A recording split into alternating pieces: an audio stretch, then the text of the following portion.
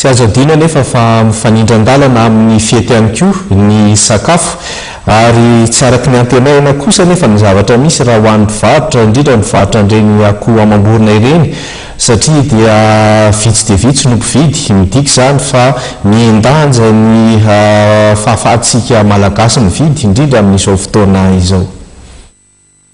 Tsy misy ny tsena raha nambaran'ireo mpivarotra Akoho Amam Borona. Zara raha malafo 5 isan'andro ireo mpivarotra volotsiloza raha toa ka maherin'ny folo tamin'ny taon-dasa. Manodidina ny 5,3 alina ariary ka hatramin'ny 4 alina ariary ny iray.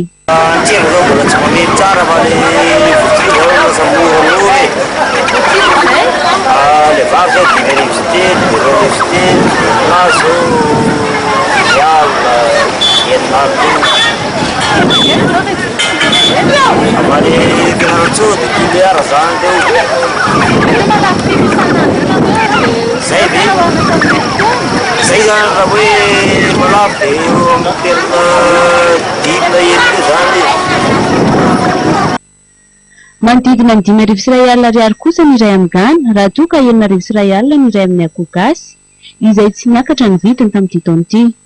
Nahitana fiakarany kosa ny vidin'ny gisa iray izay mahatratra 5 alina ariary ny iray raha toa ka 4 alina ariary tamin'ny herintaona. Noho ny fahasahiranana no tsy hanjifan'ny malagasy ireo Akoho Amam Borona raha ny fanamarihana nentin'ireo mpivarotra.